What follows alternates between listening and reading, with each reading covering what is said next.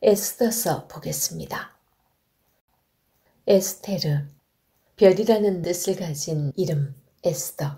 에스더가 포로로 잡혀갔던 나라에서 왕후가 된 이야기로 더 알려져 있죠. 이 에스더를 그렇게 기억하시는 분이 많이 있을 겁니다. 에스더스는 시기적으로 포로 귀환 1차와 포로 귀환 2차 그 사이에 있었던 일입니다. 에스더스의 배경은 페르시아 왕궁입니다. 페르시아의 다리오 왕의 뒤를 이은 아하수에로 왕 때에 일어난 일입니다. 아하수에로 왕의 그리스 이름은 크세르크세스이고 에스더의 히브리 이름은 하다사입니다.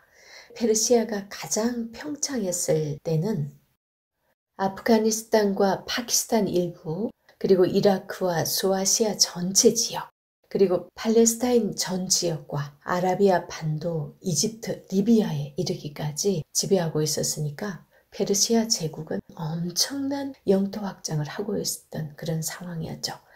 아하수에르 왕은 BC 480년에 그리스 원정에 나섰다가 살라미스 해전에서 아주 크게 패하게 되는데요. 그 후에 하렘에서 많은 여인들과 시간을 보내고 있었다라는 기록이 있습니다. BC 465년에 후궁들의 음모로 암살하게 되는데요. 대부분의 학자들은 에스더 1장의 그 잔치가 그리스 원정 이전에 그 군사들을 모으기 위한 그런 잔치로 보고 있습니다.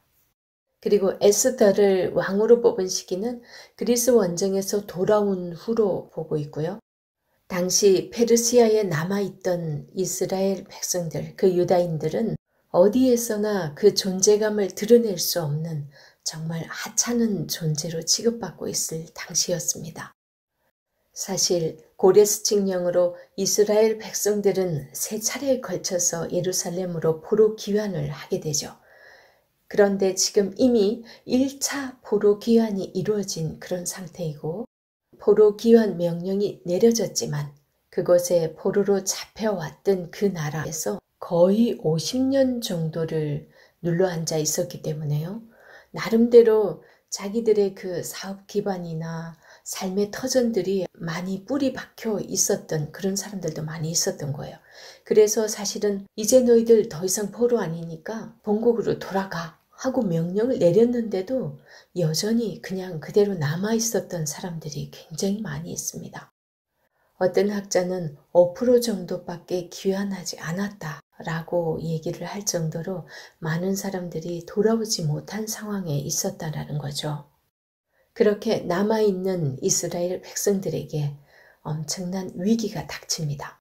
그런 위기 상황에서 과연 하나님은 그들에게도 여전히 함께하고 계신가? 여전히 그들의 하나님이 되시는가? 하는 그런 질문이 거기에 남아있는 사람들의 가장 큰 질문이었어요. 그 질문에 대한 답을 주는 책이 에스더서라고 해도 과언이 아닙니다. 에스더서에는 하나님이라는 말이 한 번도 등장하지 않습니다. 하지만 이 책을 통해서 하나님께서는 이방 땅에서도 여전히 당신의 백성들을 돌보시고 그들을 구원하신다라는 사실을 알게 해주는 책이 이 에스더서입니다. 성경에서 유일하게 하나님이라는 말이 한 번도 언급되지 않기 때문에 에스더서를 정경에 넣어야 할지 그런 논란도 굉장히 많았던 책입니다. 더구나 이 에스더서의 저자가 누구인지에 대한 것도 밝히고 있지 않습니다. 다만 알 수 있는 것은 유대인의 전통에 대해서 아주 능통하고 하나님의 율법에 대해서도 아는 사람이라는 사실, 그런데다가 페르시아 왕궁의 일들을 잘 알고 있고 왕궁의 역사까지도 알고 있는 그런 사람일 거라는 추측을 합니다. 그래서 에스더서의 저자가 모르드게라고 보는 사람도 있습니다. 특별히 이 에스더서를 그럼 왜 기록했는가? 그 기록 목적에서 보면 에스더서의 중요한 역할은 유다인의 명절인 그 불임절의 기원을 알게 합니다. 다른 절기는 모세오경에 하나님께서 명령한 절기입니다.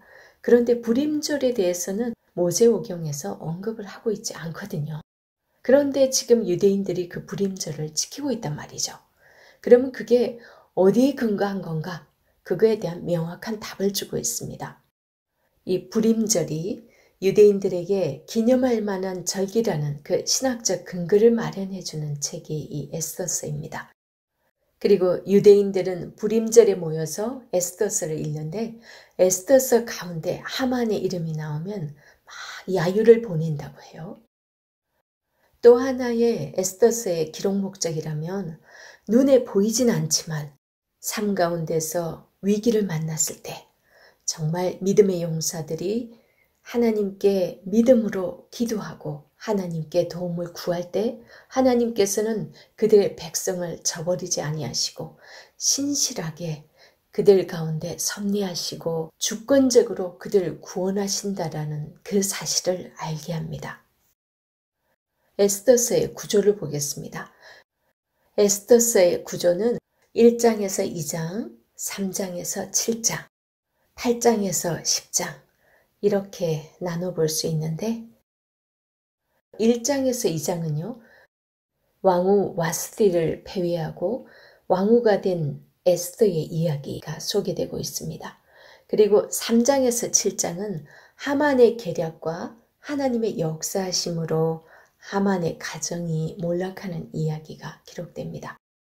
그리고 8장에서 10장 여기서는 유다인의 구원 그리고 불임절 축제 제정 그 다음에 최고 지위에 오르게 되는 모르드게 이야기가 소개됩니다.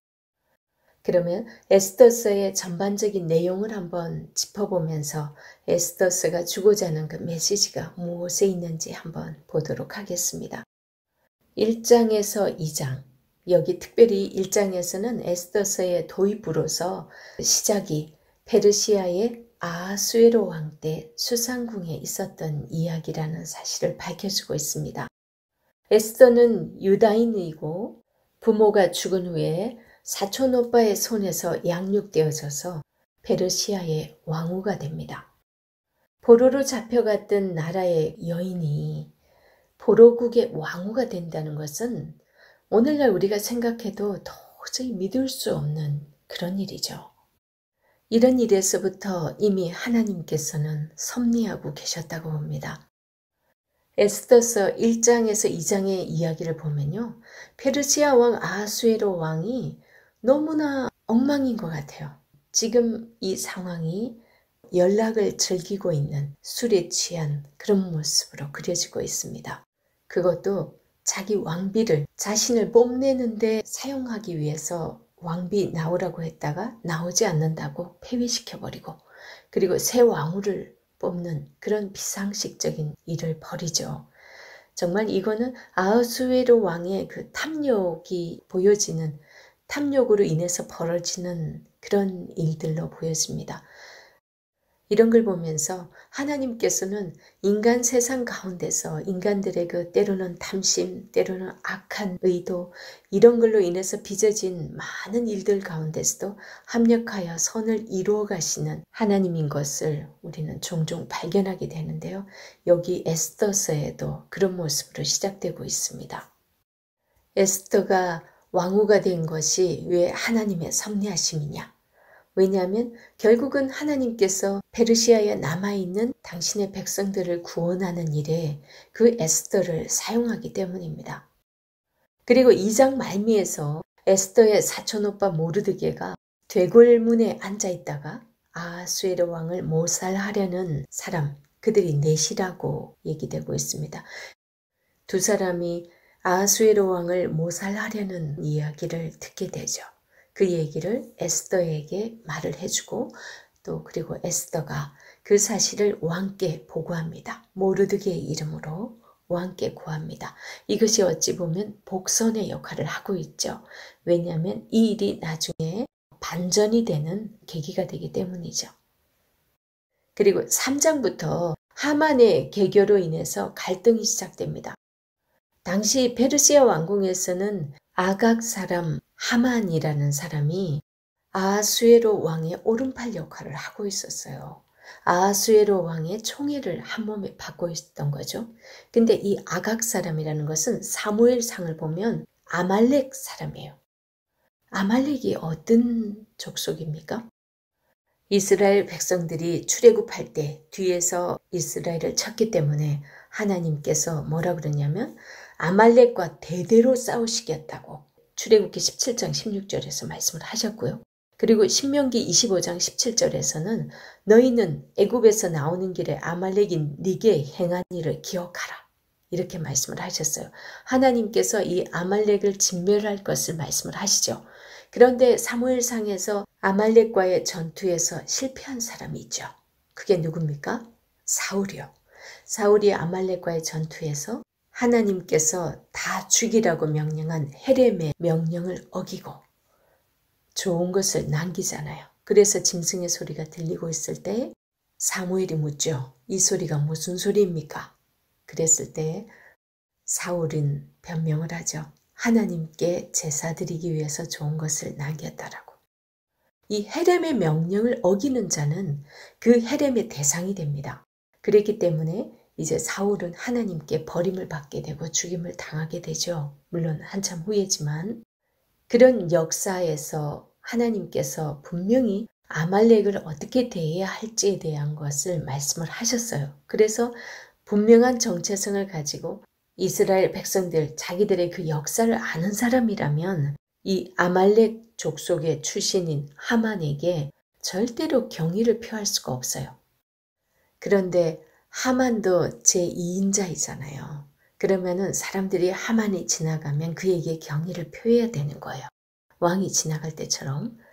그렇게 해야 되는데 이 모르드게만은 절대로 하만에게 경의를 표하지 않았던 거예요.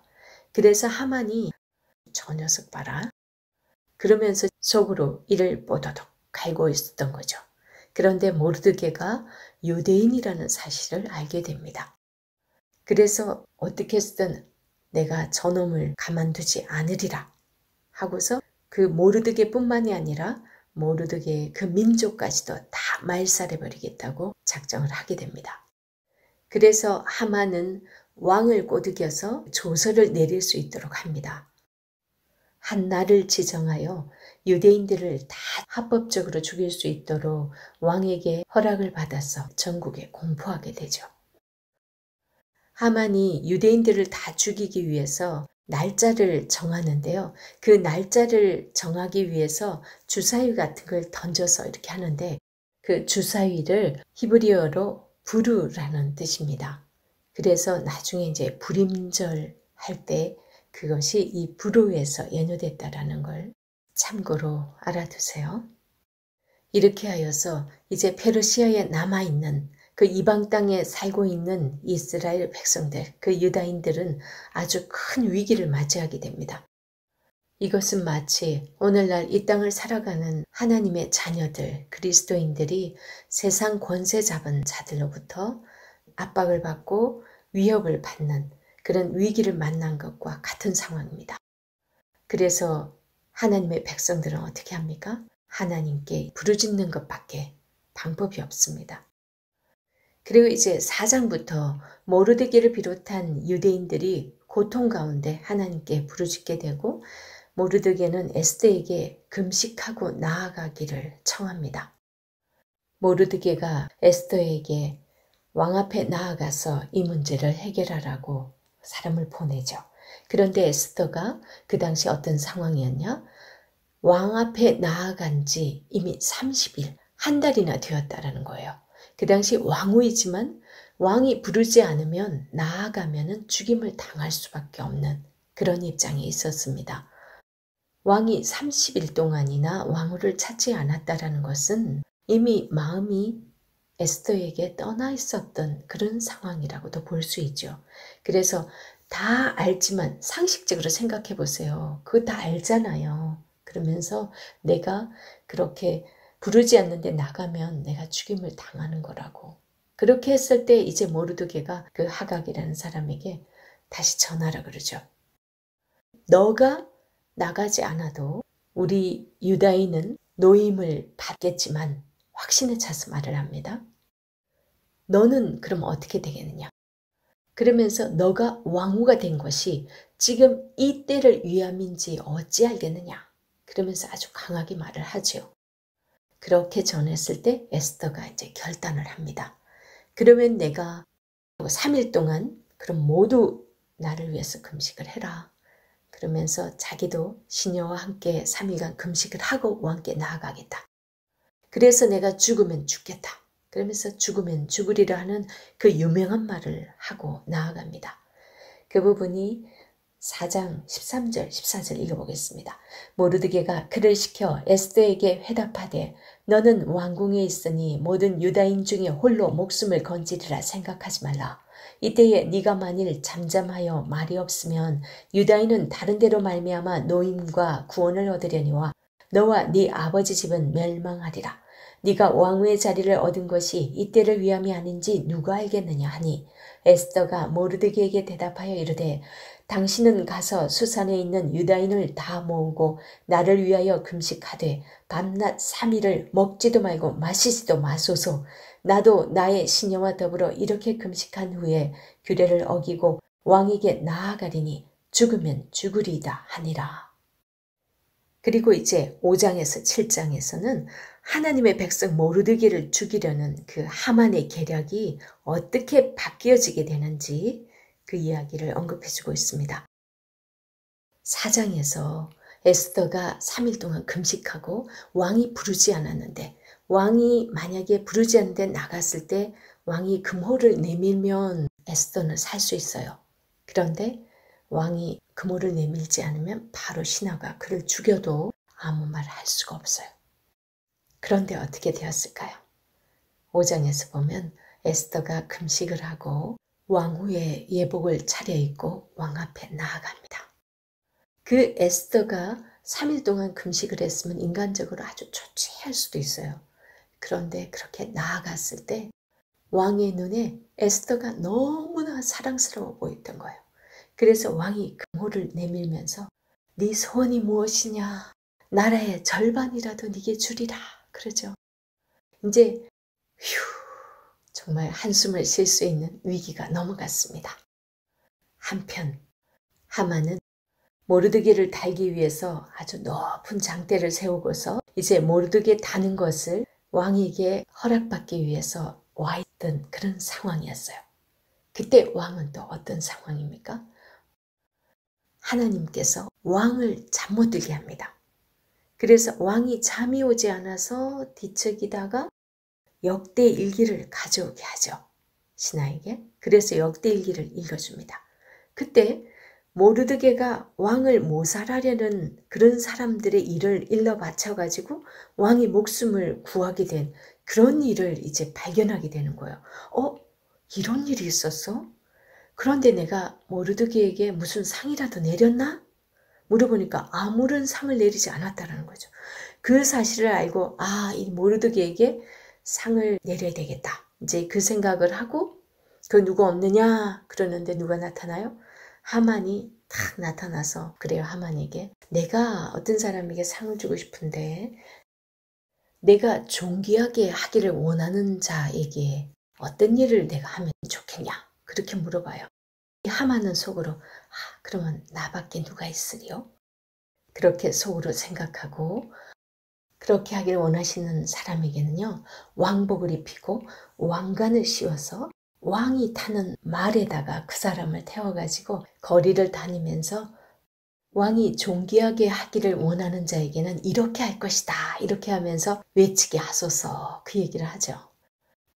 하만은 아주 기가 막히죠. 자기가 그렇게 될 줄 알았는데 자기가 죽이려고 했던 그 모르드게를 그렇게 하라고 했으니 얼마나 기절초풍했겠어요? 그 하만의 그 마음을 한번 생각해 보십시오. 그런데 에스더가 나아갔을 때 왕이 너무 사랑스러워서 네 소원이 무엇이냐? 나라의 절반이라도 주마. 그러죠. 이 나라의 절반이라도 주겠다. 이 말은요. 실제로 나라의 절반이라도 주겠다. 이런 것보다도 관용적인 표현입니다. 네 원하는 거 내가 웬만한 거 다 들어줄게. 말해봐. 이런 남자들의 허세를 부리는 관용적인 표현이라고 볼 수 있습니다. 그런데 에스더가 바로 말하지 않습니다. 제가 다시 잔치 자리를 마련할 터이니까 꼭 왕은 하만과 함께 그 자리에 와 주십시오. 그러죠. 이제 그 잔치 자리에 왕과 하만이 함께 나와 있는 그 자리에서 왕후 에스더가 말합니다.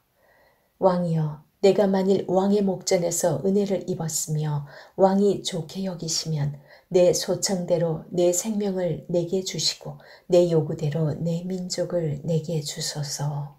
이게 7장 3절에 이렇게 말씀을 하고 있습니다. 나와 내 민족이 팔려서 죽임과 도륙함과 진멸함을 당하게 되었나이다. 만일 우리가 노비로 팔렸더라면 내가 잠잠하였으리이다. 그래도 대적이 왕의 손해를 보충하지 못하였으리이다 하니 아하수에로 왕이 왕후 에스더에게 말하여 이르되 감히 이런 일을 심중에 품은 자가 누구며 그가 어디 있느냐 하니 에스더가 이르되 대적과 원수는 이 악한 하만이니이다 하니 하만이 왕과 왕후 앞에서 두려워하거늘. 이제 완전 역전이 되어버린 그런 상황이에요. 그런데 7장 8절을 보면 왕이 후원으로부터 잔치 자리에 돌아오니 하만이 에스더가 앉은 걸상 위에 엎드렸거늘 왕이 이르되 저가 궁중 내 앞에서 왕후를 강간까지 하고자 하는가? 하니 이 말이 왕의 입에서 나오매 무리가 하만의 얼굴을 싸더라. 왕을 모신 내시 중에 하르보나가 왕에게 아뢰되 왕을 위하여 충성된 말로 고발한 모르드게를 달고자 하여 하만이 높이가 50규빗 되는 나무를 준비하였는데 이제 그 나무가 하만의 집에 섰나이다. 왕이 이르되 하만을 그 나무에 달라 하매 모르드게를 매달려고 한 나무에 하만을 다니 왕의 노가 그치니라. 이렇게 돼버렸어요. 이런 일을 통해서 사사로운 복수심에 불타서 순리를 거스르고 계략을 꾸민 그런 사람의 그 대가가 어떠한지를 보여주고 있습니다. 그리고 8장에서 10장은요. 모르드게가 높임을 받고 오히려 유다인이 싸움에서 승리를 거두는 역전의 장면이 잘 소개되고 있습니다. 하만에게 주었던 반지를 모르드게에게 아하수에로 왕이 주죠. 그리고 하만의 모든 재산을 모르드게에게 주게 합니다. 이것은 당시의 문화라고 볼 수 있는데요. 만약에 하만이 유대인들을 다 멸하고 나면 유대인들이 굉장히 머리가 좋아가지고 돈이 엄청 많았다고 합니다. 그래서 부자가 되게 많았는데 그들의 모든 재산까지도 하만이 다 챙길 수 있는 그런 상황이었다고 합니다. 그랬었는데 오히려 하만은 엄청난 부자였대요. 그런데 그 하만의 재산을 오히려 모르드게에게 주게 하신 거죠. 하나님의 확실한 섭리하심이라고 볼 수밖에 없습니다. 그런데 하만은 죽었지만 지금 이 상황이 어떤 상황이에요? 하만은 죽었지만 왕의 어인이 찍힌 그 조선은 공포되어 있는 거예요. 그러면 그날에 유다인들은 또 멸망당할 수밖에 없는 상황이거든요. 그래서 다시 하만은 죽었지만 에스더가 왕에게 가서 그 조서를 취하해 달라고 그렇게 부탁을 하죠. 그랬을 때 왕이 다시 그 조서를 취하하는 조서 하나, 그 다음에 대신 이 유다인들을 죽이려고 했던 그 대적들을 너희들 마음대로 죽여도 된다. 이렇게 허락하는 조서, 이렇게 2개를 발표하게 됩니다. 그 일을 아달월 12월 13일에 하게 합니다. 그래서 유다인의 원수를 갚게 되죠. 하만은 그날이 길일이라고 해서 유다인들을 다 죽이는 날을 잡아서 뽑았잖아요. 그렇게 한 그날이 하만과 대적들에게는 슬픔의 날이 되었고 유다인들은 슬픔의 날이 될 줄 알았는데 그날이 기쁨의 날이 된 거예요. 그래서 유대인들은 슬픔이 변하여 기쁨과 거룩한 날이 되었다고 고백을 합니다. 이스라엘은 그날을 불임절로 제정하여서 하만의 유대인 학살 음모에서 벗어난 것을 기념하는 날로 대대로 유대 명절로 지키게 됩니다. 이 불임, 이 부르가 뭐라고 그랬습니까? 그 주사위를 던져서 날을 뽑는데 그 주사위, 그게 부르라고 거기서 불임절이 유래가 되었습니다. 중요한 것은 8장 17절의 말씀입니다. 왕의 어명이 이르는 각 지방, 각 읍에서 유다인들이 즐기고 기뻐하여 잔치를 베풀고 그날을 명절로 삼으니 본토 백성이 유다인을 두려워하여 유다인 되는 자가 많더라. 이렇게 하나님의 역사하심을 보고서 그리스도인이 되는, 전도가 되는 일이 많이 일어나는 것과 같은 그런 일이 벌어졌다는 거예요. 그리고 9장에서는 유다인들이 그 대적들을 다 진멸하는 이야기를 말씀해주고, 그 다음 부리밀, 이 부리밀은 9장 20절에 보면 모르드게가 이 일을 기록하고 아수에로 왕의 각 지방에 있는 모든 유다인에게 원근을 막론하고 글을 보내어 이르기를 한 규례를 세워 해마다 아달월 14일과 15일을 지키라. 이달 이날에 유다인들이 대적에게서 벗어나서 평안함을 얻어 슬픔이 변하여 기쁨이 되고 애통이 변하여 길한 날이 되었으니 이 두 날을 지켜 잔치를 베풀고 즐기며 서로 예물을 주며 가난한 자를 구제하라 하매. 여기서 왜 가난한 자를 구제하라고 얘기를 했냐면요. 그 전에 부자들은 굉장히 많았는데 가난한 사람은 지독하게 가난해서 정말 힘들게 살았답니다. 하나님의 은혜로 구원을 얻은 이들의 마음이 이제 하나님의 마음이 전달이 된 거죠. 그래서 가난한 자를 돌보라는 것은 율법에 명령한 거잖아요. 그 일을 행하는 거예요. 하나님의 뜻을 행하는 거죠. 그리고 이제 10장에서는 왕과 모르드게가 높임을 받는 이야기가 기록되고 있습니다. 10장 3절 유다인 모르드게가 아수에로 왕의 다음이 되고 유다인 중에 크게 존경받고 그의 허다한 형제에게 사랑을 받고 그의 백성의 이익을 도모하며 그의 모든 종족을 안위하였더라. 이렇게 하면서 에스더스가 끝나고 있습니다. 이렇듯 하나님은 이방 땅에 남아있는 힘없는 당신의 백성들을 여전히 돌보시고 당신의 백성들을 괴롭히는 대적들로부터 그들을 구원하신다라는 사실을 이 에스더스를 통해서 잘 알게 해주고 있습니다. 하나님이 없는 것 같이 살아가는 그들에게 하나님은 어둠에서 그리고 그 많은 백성들을 얽매고 있는 그 죄의 사슬에서 풀어주신 분입니다. 그분이 바로 예수 그리스도시죠. 하나님이 없는 것 같은 이 세상 가운데서도 여전히 우리 하나님께서는 신실하게 하나님을 찾는 하나님의 백성들의 간구를 들으시고 그들의 부르짖음에 응답하신다라는, 그래서 살아계신 하나님이심을 이 에스더스를 통해서 확실하게 우리에게 각인시켜 줍니다. 그래서 그 사실을 우리가 다시 한번 마음에 새기면서 코람데오의 삶을 사는 저와 여러분이 될 수 있기를 축복합니다.